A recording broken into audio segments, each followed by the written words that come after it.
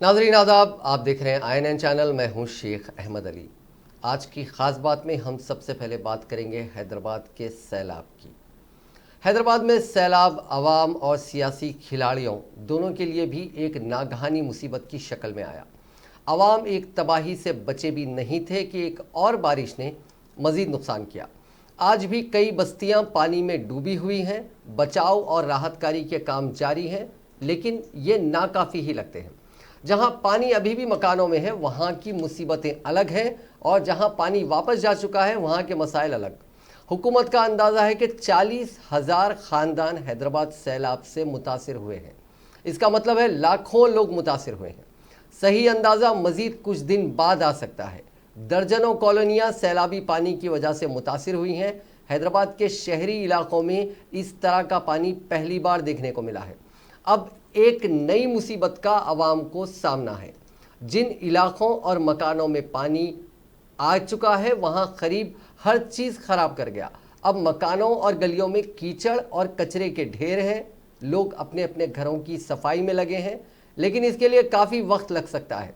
जब कई लोग अपने रोज़गार, जमा पूंजी, कीमती सामान, अनाज और दीगर अशिया से महरूम हो गए हैं, कई ख़ानदानों को अब असर नौ अपने घर की शुरुआत करनी होगी, क्योंकि उनके पास कुछ भी नहीं बचा। सब कुछ सैलाबी पानी बहा ले गया। नया खतरा वबाई बीमारियों का है। गंदे पानी और कीचड़ की वजह से लोगों में बीमारियां फूट पड़ने का खतरा है।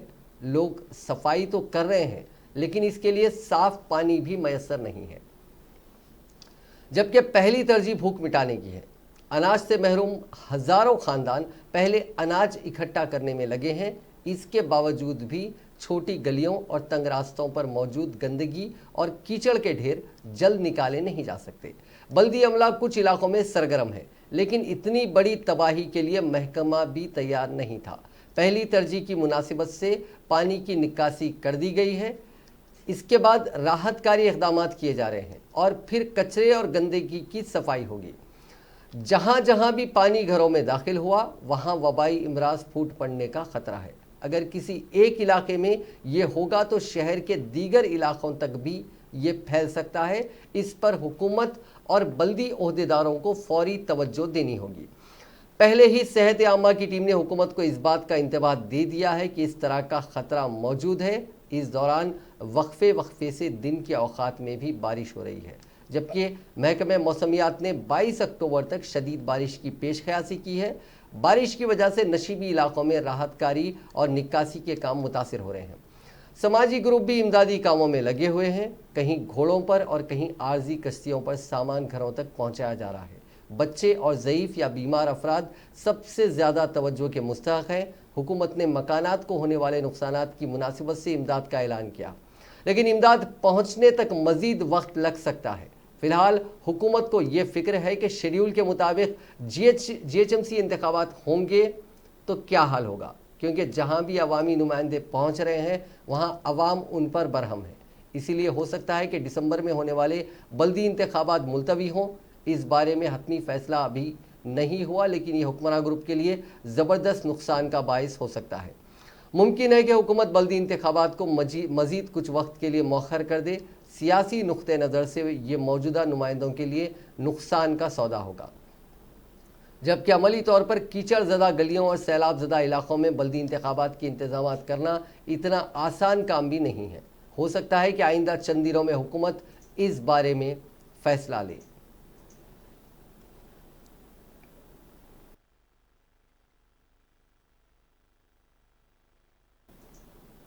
कुदरती आफात अपने साथ एक तवील तबाही की दास्तान लेकर आती है। कहीं कहीं ये आफात बिना दस्तक ही आ जाती है और कहीं पहले से इशारे मिल जाते हैं।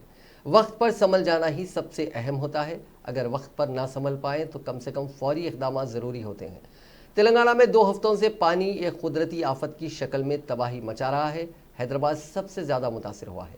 शहर में होने वाले रिकॉर्ड बारिश ने कई कॉलोनियों को पानी की तह में पहुँचा दिया। ऐसे में हुकूमती इदारे और महकमा हरकत में आए और फिलहाल इमदादी काम जारी है। ऐसे में देखा गया है कि सबसे पहले मकामी अफराद ने राहतकारी इक़दाम और बचाव इक़दाम शुरू कर दिए। किसी भी महकमे और इदारे से अफराद के आने से पहले ही मकामी नौजवान और समाजी कारकुन लोगों की मदद करने के लिए दौड़ पड़े। सैलाब की वजह से कई घरों के सामान तबाह हो गए, जानी नुकसान हुआ, अनाज भी बर्बाद हो गया और कोई सामान नहीं बच सका। ऐसे अफराद को मकामी नौजवान और समाजी कारकुनों ने अकेला नहीं छोड़ा, फौरी इमदाद शुरू कर दी। किसी ने अनाज पहुंचाना शुरू कर दिया, किसी ने साफ पानी की सरबराही की और कहीं लोग साफ कपड़े और दीगर खाने की अशिया पहुंचा रहे हैं। कहीं आरजी कश्तियों पर और कहीं घोड़ों पर सवार लोग इमदादी कामों में मसरूफ़ हैं। ये हमदर्दी का जज्बा यकीनन काबिल तखलीद और हौसला अफजा है। इन हालात में एक दूसरे की मदद के लिए दौड़ पड़ना असल में इंसानियत पर एतमाद को बहाल करता है। कई ऐसे इलाके हैं जहां सरकारी एहलकार और बल्दी अमला पहुंच नहीं पाया, लेकिन मकामी लोगों ने ये काम किया। कहीं पानी में फंसे अफराद को निकालने और कहीं लोगों के सामान की हिफाजत की खातिर आम लोगों ने ही पहल की और ये काम जारी है। ये मंजर लॉकडाउन में भी देखा गया। जब हुकूमतों ने साथ देने से इनकार कर दिया तो शहर के बाअसर और जिंदा दिल लोगों ने अवाम की मदद की, लोगों को राशन पहुंचाया और माली मदद भी की। 3 माह तक मुसलसिल ये काम जारी रहा। पुलिस की जानिब से कई रुकावटें थी, इसके बावजूद भी लॉकडाउन में लोगों ने इंसानियत का काम किया। किसी तंजीम ने तिब्बी इमदाद पहुंचाई और दवाइयों का इंतज़ाम किया, किसी ग्रुप ने सब्जियों और दीगर सामान फराहम किए और किसी ने रुपयों से लोगों की मदद की। आज भी जब एक कुदरती आफत ने शहर को घेर रखा है, लोग ही एक दूसरे की मदद कर रहे हैं। शहर के हर इलाके में आज लोगों ने मस्जिदों और फंक्शन हॉल्स के ज़रिए से इमदादी काम शुरू कर रखा है। इसके अलावा आर्जी रिलीफ कैंप्स भी कायम किए गए हैं। सरकारी इदारों के साथ मिलकर भी काम किया जा रहा है। अगर अवामी इमदाद का ये जज्बा ना हो तो कोई भी हुकूमत इस तरह के हालात से अकेले हरगिज़ नहीं निपट सकती। ये है जज्बा इंसानियत। ये जज्बा इंसानियत ही है जिसने कई लोगों की जान बचाई है। इसी जज्बे ने कई लोगों को इज्जत की रोटी और सहारा फराहम किया। इसी जज्बे को आज हर कोई सलाम करता है।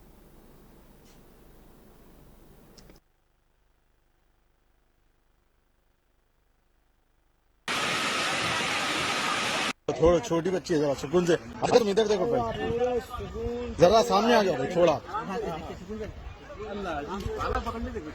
हाँ की बेटी है।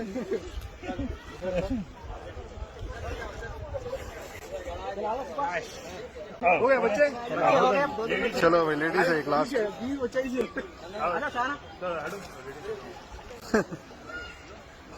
हर्षद, हर्षद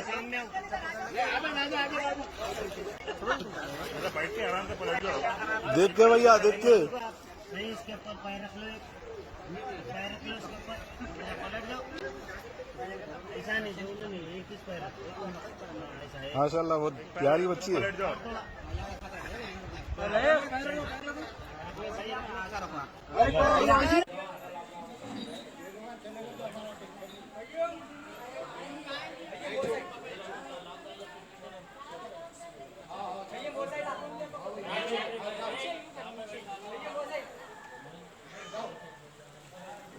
क्या लिख जा रहे जी बच्चे।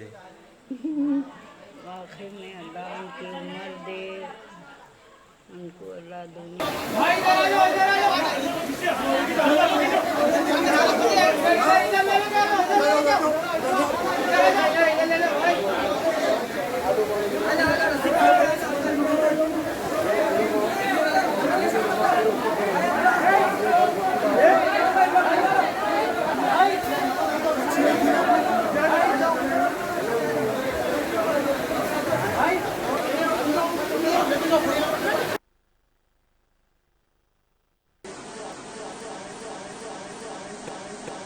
ఏం చేయాలి వచ్చినా వీళ్ళని ఎక్కించుకో మళ్ళీ గుంజాలి మీద మీద గుంజాలి పట్టుకున్నాక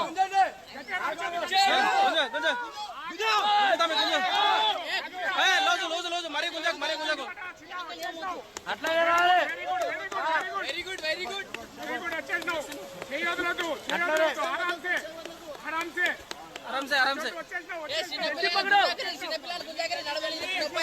ఏం గుంజారులేరా, ఏం గుంజారులే.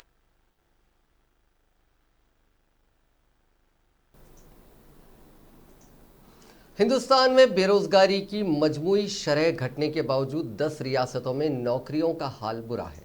इन रियासतों में सितंबर में भी बेरोजगारी दर यानी बेरोजगारी की शरह डबल डिजिट में रही।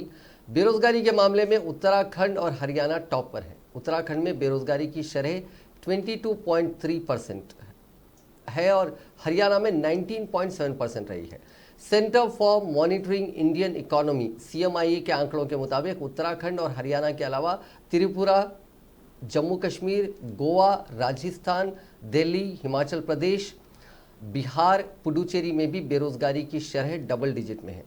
इसमें ऑर्गेनाइज्ड अनऑर्गेनाइज्ड सेक्टर्स दोनों शामिल हैं और इसमें कुछ जो रियासतें हैं जैसे हरियाणा, राजस्थान, दिल्ली, ये भी उसी फेरिस्त में शामिल हैं। सितंबर में दही इलाकों के मुकाबले शहरी इलाकों में ज़्यादा बेरोजगारी रही।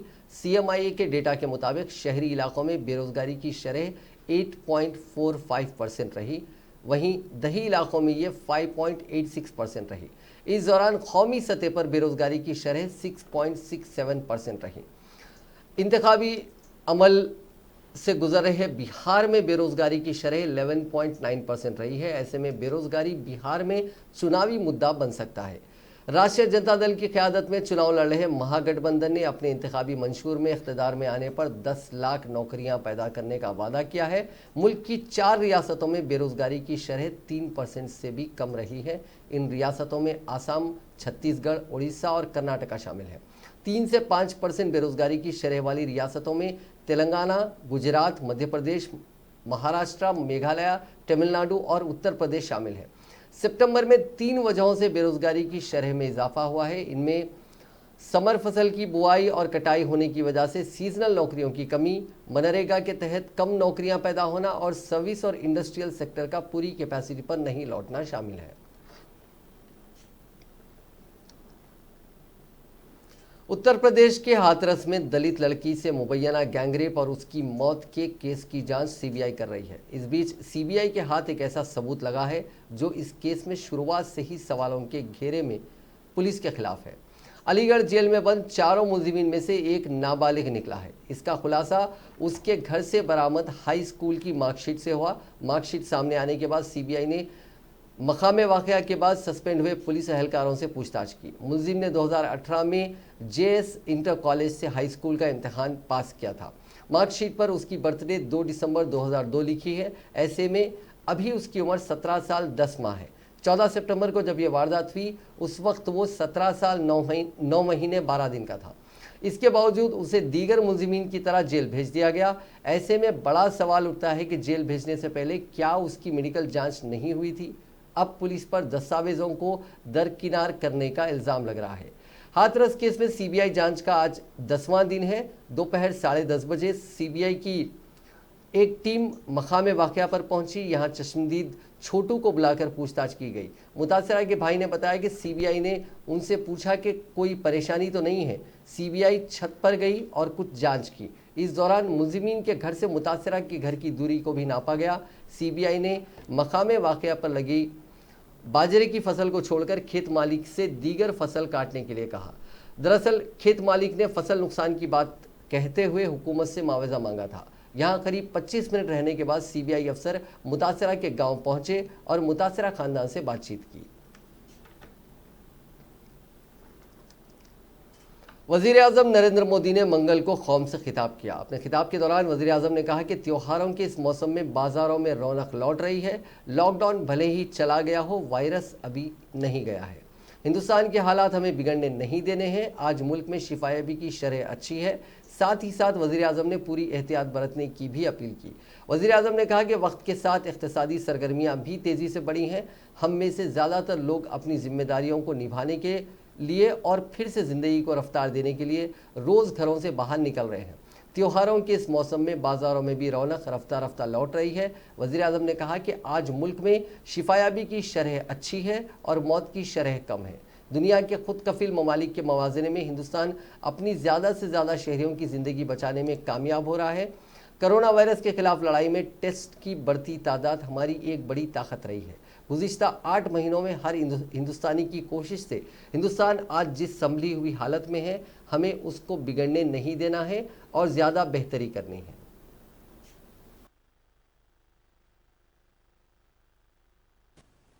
2 गज की दूरी, समय समय पर साबुन से हाथ धुलना और मास्क लगाना, इसका ध्यान रखिए और मैं आप सबसे करबद्ध प्रार्थना करता हूं। आपको मैं सुरक्षित देखना चाहता हूं, आपके परिवार को सुखी देना चाहता हूं। ये त्योहार आपके जीवन में उत्साह और उमंग भरे ऐसा वातावरण चाहता हूं और इसलिए मैं बार बार हर देशवासी से आग्रह करता हूं।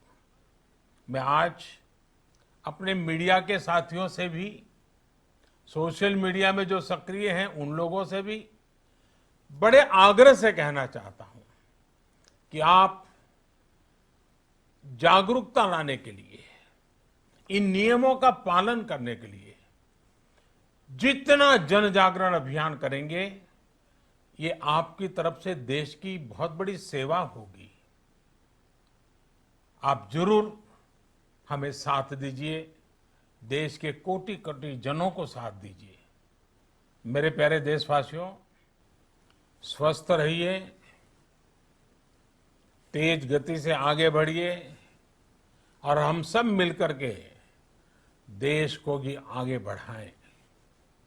इन्हीं शुभकामनाओं के साथ नवरात्र, दशहरा, ईद, दीपावली, छठ पूजा, गुरु नानक जयंती समेत सभी त्योहारों की सभी देशवासियों को एक बार दुनिया में कोरोना से मुतासरीन का आंकड़ा आज 4 करोड़ 7 लाख से ज़्यादा हो गया।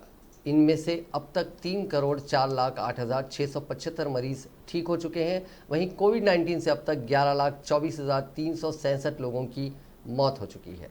यानी दुनिया भर में अब भी 92 लाख से ज़्यादा अफराद ज़ेरे इलाज हैं और उनमें से 72,000 की हालत तशवीशनाक है। ये आंकड़े worldometers.info वेबसाइट के मुताबिक है। हिंदुस्तान कोरोना के ग्राफ में लगातार गिरावट आ रही है। पीर के रोज सिर्फ 45,490 नए केसेस आए, 69,800 मरीज ठीक हो गए। इससे 24,000 एक्टिव केसेस कम हो गए। अब 7,47,000 मरीजों का इलाज चल रहा है। 17 सितंबर को यह आंकड़ा 10,17,000 तक पहुंच गया था। नए केसेस में ये 3 महीने की सबसे बड़ी गिरावट है। इससे कम केसेस 39,170 केस 20 जुलाई को आए थे। मुल्क में अब तक 75,74,000 केसेस आ चुके हैं और 66,30,000 मरीज ठीक हो चुके हैं, जबकि 1,15,000 से ज्यादा मरीजों की इस बीमारी ने जान ले ली है। पीर के रोज 557 लोगों की मौत हुई।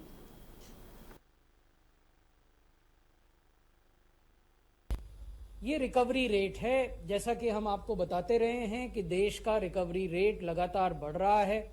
1 सितंबर को जो रिकवरी रेट था वो लगभग 77% था, 76.94%। और आज जब हम आपसे बात कर रहे हैं तो ये रिकवरी रेट 88% से भी अधिक हो गया है और इसमें सतत बढ़ोतरी जारी। ये रिकवरी रेट है।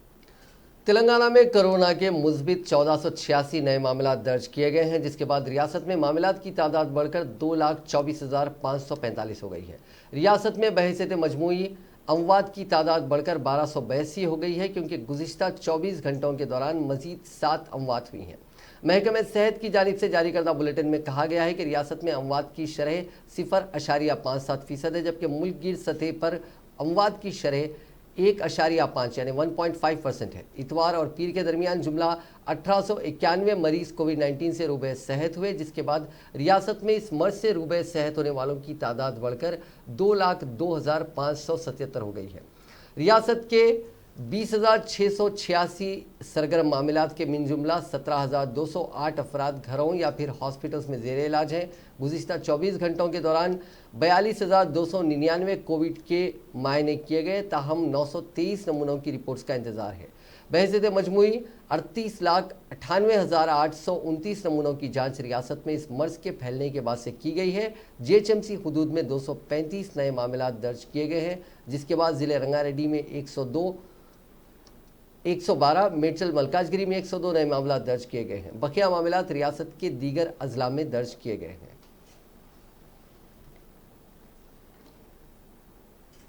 हिंदुस्तान के 130 करोड़ लोगों में से कम आधे लोगों को आइंदा फरवरी तक कोरोना वायरस से मुतासिर होने का इम्कान है। इससे मुतालिक अंदाजों की जानकारी देने के लिए बनाई गई एक मरकजी हुकूमत की कमेटी के एक रुकन ने कहा कि इससे बीमारी के फैलने की रफ्तार को कम करने में मदद मिलेगी। हिंदुस्तान में अब तक कोरोना वायरस के 75 लाख से ज़्यादा मामले सामने आए हैं। हिंदुस्तान कोरोना वायरस से मुतासरा मामलों में रियासत यानी अमेरिका के बाद दूसरे नंबर पर है।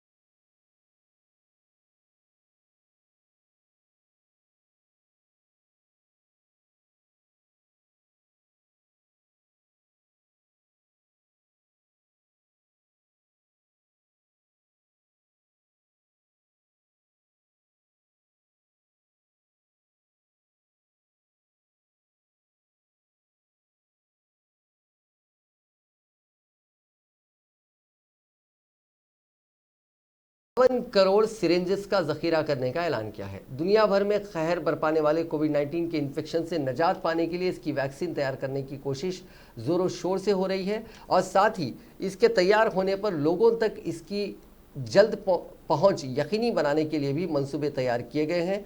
वैक्सीन की पहुंच आम लोगों तक यकीनी बनाने के लिए कई चीज़ों की ज़रूरत होती है और इंजेक्शन देने के लिए पहली ज़रूरत तो सिरिंज की ही होती है। यूनिसेफ का कहना है कि टीकाकारी प्रोग्रामों में सिरिंजेस की ज़रूरत को ध्यान में रखते हुए ही उसने 52 करोड़ सिरिंजेस का ज़खीरा करने का मंसूबा बनाया। यूनिसेफ ने बताया कि साल 2021 तक इसका मंसूबा 1 अरब सिरिंजेस का ज़खीरा करने का है। उसने कहा कि जैसे ही कोरोना वैक्सीन का टेस्ट खत्म होता है और उन्हें इस्तेमाल करने की इजाज़त मिल जाती है तो पूरी दुनिया को वैक्सीन की तरह सिरिंजेस की भी इतनी ही ज़रूरत होगी। यूनिसेफ की शुरुआती सप्लाई को यकीनी बनाएगा और ये देखेगा कि कोरोना वैक्सीन के आने से पहले मुल्कों को सिरिंजेस मिल जाए। उन्होंने कहा कि वो दीगर बीमारियों की टीकाकारी के लिए खरीदे जाने वाले 62 करोड़ सिरिंजेस के अलावा 1 अरब से ज़्यादा सिरिंजेस कोरोना वैक्सीन की टीकाकारी प्रोग्राम के लिए खरीदेगा।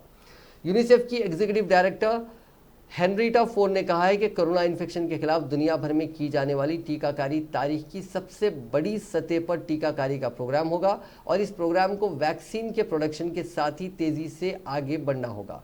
टीकाकारी प्रोग्राम में तेज़ी लाने के लिए अभी से अपनी रफ्तार बढ़ानी होगी। इस साल के आखिर तक 50 करोड़ से ज़्यादा सिरिंजेस हमारे पास होंगे और उन्हें ज़रूरत पड़ने पर फ़ौरन इस्तेमाल में लाया जा सकेगा।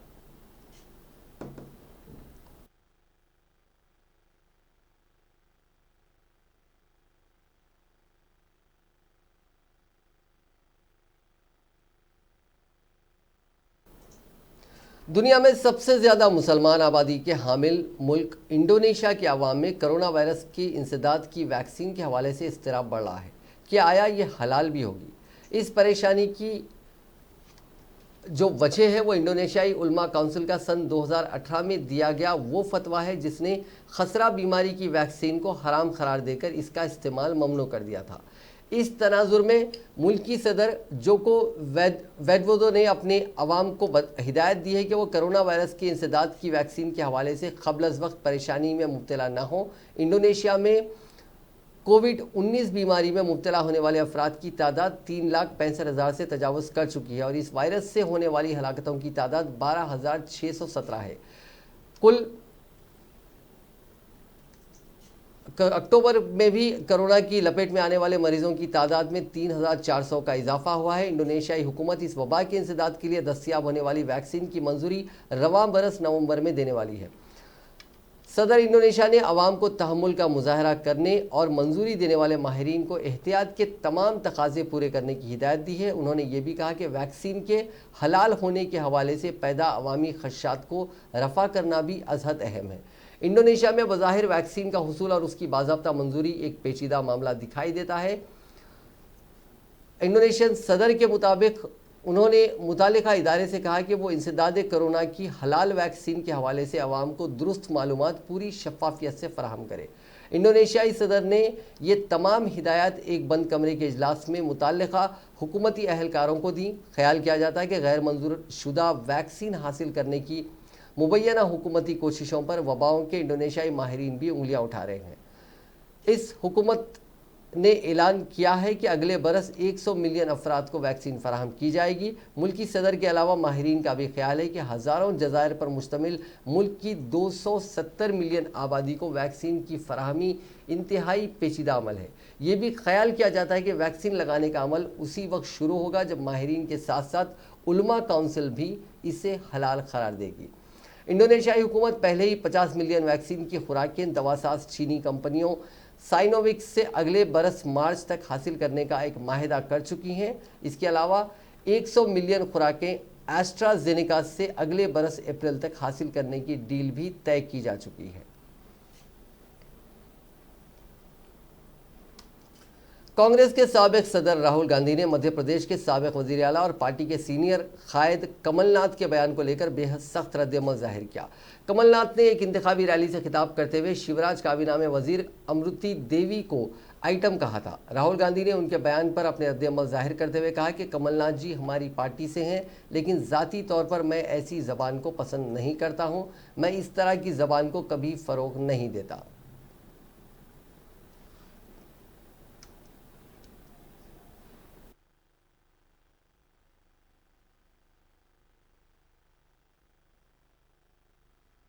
From my party,